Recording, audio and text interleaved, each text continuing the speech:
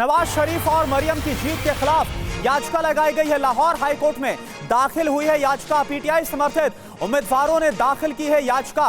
Counting में धांधली के आरोप में दाखिल हुई है यह याचिका। पाकिस्तानी मीडिया के हवाले से ये बड़ी खबर, यानी पूर्व प्रधानमंत्री नवाज शरीफ सबसे बड़ा चेहरा पीएमएलएन का, और साथ ही साथ मरियम नवाज, इनकी जीत के खिलाफ याचिका लगा दी गई है। लाहौर हाईकोर्ट में याचिका दाखिल की गई है पीटीआई समर्थित उम्मीदवारों की तरफ से।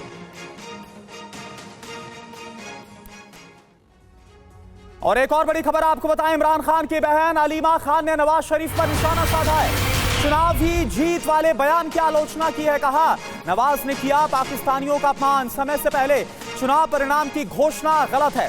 सरकार बनाने के लिए निर्दलियों के पास 2/3 बहुमत है।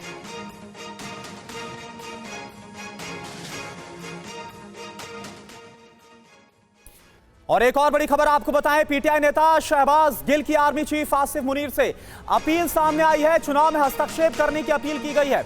चुनाव धांधली के खिलाफ बोले हैं आर्मी चीफ शहबाज गिल।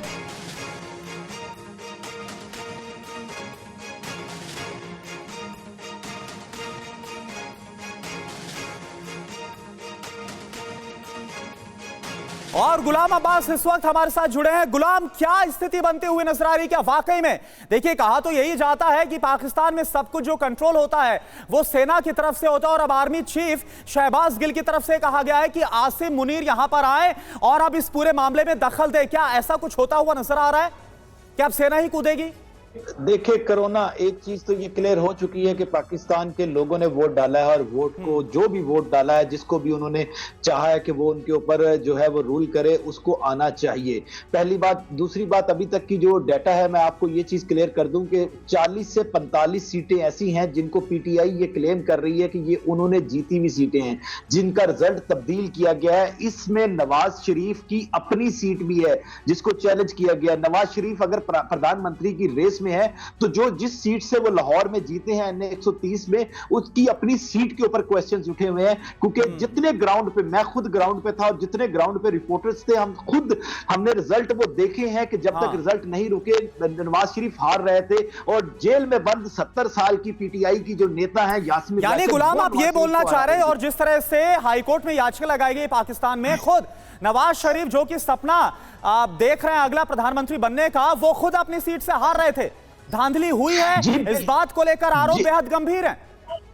देखिए, मैं आपको ये कह रहा हूं, कोरोना के नवाज शरीफ हार रहे थे जब तक रिजल्ट नहीं आए थे, जब तक रिजल्ट नहीं रुके थे।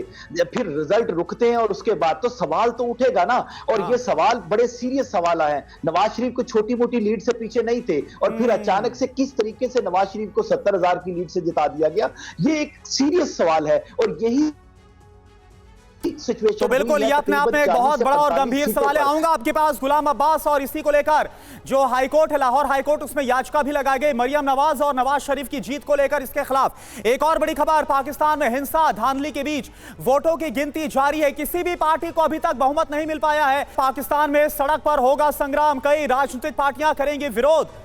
टीएलपी कार्यकर्ताओं ने विरोध प्रदर्शन शुरू भी कर दिया है। जिस तरह से नतीजे सामने आए हैं और जिस तरह से पाकिस्तान में आम चुनाव के नतीजों में धांधली की बातें सामने आ रही हैं, नवाज शरीफ पर ही आरोप लगता हुआ नजर आ रहा है, पीएमएलएन पर आरोप लगता हुआ नजर आ रहा है। और इसको समझना होगा, चुनाव होने से पहले ही ये बात साफ हो गई थी कि कैसे नवाज शरीफ के साथ इस वक्त आसिफ मुनीर का हाथ है। सेना इस वक्त नवाज शरीफ के साथ है और होता हुआ यही नजर आ रहा है। ये कहा गया है, इस बात का आरोप है कि नवाज शरीफ को जिताने के लिए धांधलियां की गई हैं।